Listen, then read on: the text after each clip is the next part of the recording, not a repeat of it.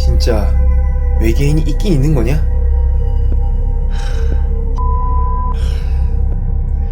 기훈이 형! 별들이 그렇게 많은데 없는 게 말이 되겠냐고. 그럼 전부 어디 있는데?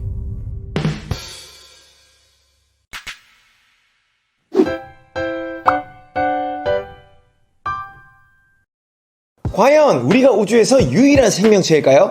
오늘은 여기에 대해서 한번 생각해봅시다. 현재 우주의 크기는 약 930억 광년입니다. 그 안에는 2조 개 이상의 은하가 있는데 이 각각의 은하들은 1000억 개에서 1조 개의 별들을 가지고 있죠. 이 숫자는 지구의 모든 모래알들을 모아서 별들에게 하나씩 가져다 준다고 해도 전부 나눠줄 수 없을 만큼 많은 숫자예요. 이러한 점을 생각해봤을 때 생명체가 생겨날 수 있는 확률이 아무리 낮다고 하더라도 우주에서 우리가 유일한 생명체라고 생각하는 것은 합리적인 판단이라고 볼 수 없습니다. 그렇다면 도대체 왜 우리는 외계인들을 발견할 수 없는 걸까요?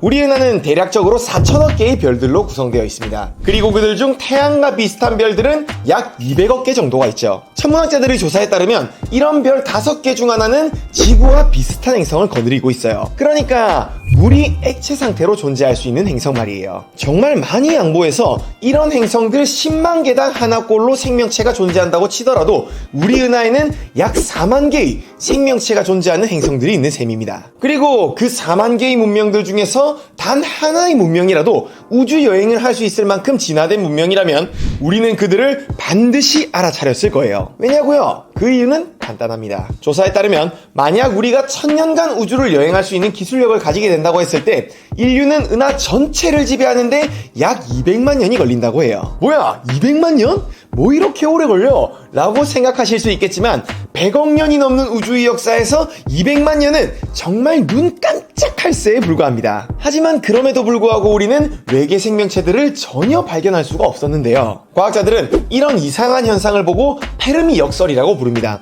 외계 생명체가 존재할 확률이 상당히 높음에도 불구하고 우주에서는 그 무엇도 발견되지 않는 현상 말이에요. 이런 페르미 역설을 통해 우리는 두 가지 가정을 추측해 볼 수 있는데요. 첫 번째 가정은 정말로 우주의 생명체는 인간뿐이라는 것입니다. 만약 이런 거라면 아무런 문제가 없습니다만 그런 판단이 합리적이지 않다는 것은 이미 말씀을 드렸었죠. 그리고 두 번째 가정은 알 수 없는 원인에 의해 우주 여행이 가능한 수준의 문명이 생겨나는 것을 방해받고 있다는 것입니다. 상당히 음모론적인 가정이라고 생각하실 수 있겠지만 아까도 말했듯 외계 생명체가 존재할 만한 가능성은 충분하기 때문에 이 가정 또한 무시할 수는 없어요. 이 가정은 다시 말해 특정 문명이 온 은하를 여행할 수 있는 문명으로 발전하는 것을 매우 어렵도록 혹은 불가능하도록 만드는 무엇인가가 있다는 거죠. 이것을 과학자들은 Great Filter라고 부릅니다. 생명체가 당연히 거쳐야만 하는 과정이지만 동시에 너무나도 극복하기 어려운 위협, 그것이 Great Filter예요. 이것이 정말로 존재한다면 우리가 현재 살아있다는 것을 두 가지 시나리오로 설명할 수 있을 것 같은데요. 첫 번째 시나리오, 우리는 Great Filter를 이미 지나쳐왔으며 필터를 통과한 생명체는 우리가 처음이다. 우리가 필터를 이미 지나쳐왔다면 현재 인간이 만들어지기까지 거쳤던 과정들 중 하나는 거의 거치기 불가능한 과정이라는 말입니다. 이 시나리오대로라면 우리가 거쳐온 것들 중에서 과연 어떤 과정이 Great Filter였을까요? 몇 가지 후보를 예로 들어볼게요. 우선 혹시 무생물로부터 생물이 만들어지는 과정 자체가 사실상 거의 불가능한 과정이었던 건 아닐까요? 아직도 과학자들은 정확히 어떤 메커니즘을 통해 무생물로부터 생물이 만들어졌는지 알지 못합니다. 만약 이 과정이 불가능한 과정이었다고 한다면 우주에는 생명체 비스무리한 것도 존재할 수가 없겠죠. 그게 아니라면 동물 세포처럼 복잡하고 끈적끈적한 것이 만들어지는 그 과정이 불가능한 것일 수도 있죠. 지금의 동물 세포는 원시 시대에 아주 특별한 단 한 번의 이벤트에 의해서 만들어졌습니다. 어떤 커다란 원시 세포가 작은 원시 세포를 잡아먹었는데 큰 세포는 작은 세포를 소화해버리지 않고 서로 협력하는 것이 유리하다는 것을 아주 우연하게 알게 됩니다. 이후 큰 세포는 작은 세포를 위해 튼튼한 방어벽을 세워줬고요.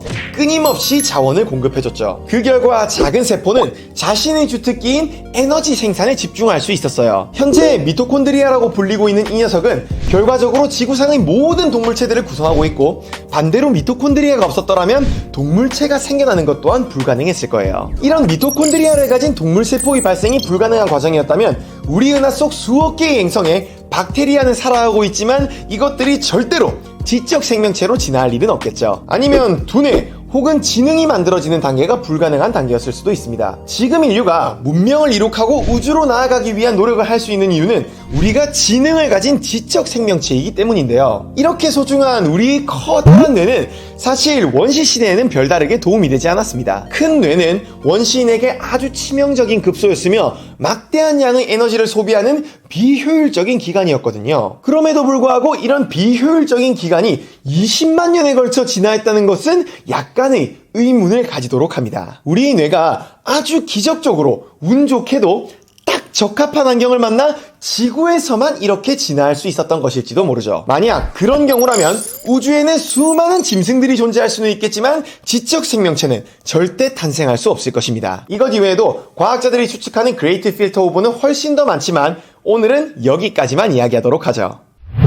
이처럼 그레이트 필터가 우리 이전에 있었던 사건이라면 그나마 다행이라고 할 수 있습니다. 이제 우리를 기다리는 그레이트 필터는 없고 인류는 열심히 발전해서 최초로 은하를 정복하는 생명체가 될 수 있겠죠. 하지만 만약 그레이트 필터가 아직 우리에게 일어나지 않은 것이라면 인류의 미래는 상당히 암울합니다. 이 시나리오에 대해서는 다음 영상에서 다뤄보도록 할게요. 이번 영상을 통해 여러분들은 과학자들이 상상 이상으로 우주에 대한 많은 연구를 하고 있고 또한 많은 성과를 내고 있다는 사실을 알 수 있었을 겁니다. 여러분들이 혹시 이런 성과들에 대해 좀 더 자세히 알고 싶으시다면 과학창의재단에서 진행하는 한 행사를 통해 자세히 알아볼 수 있는데요. 이 행사는 청소년 우주과학여행이라는 행사로 전 세계의 우주과학 연구기관과 과학관, 박물관에 대해 아주 재미있으면서도 자세한 설명을 제공하고 있습니다. 행사 기간은 11월 26일부터 12월 10일까지 2주간 진행될 예정이고요. 동영상 설명의 링크를 클릭해서 접속하시면 여러분들은 무료로 정말 유익하면서 다양한 지식을 얻을 수 있을 거예요. 참가만 해도 우주과학과 관련된 귀여운 굿즈를 제공해준다고 하니 꼭 한번 방문해 보시기를 바랄게요.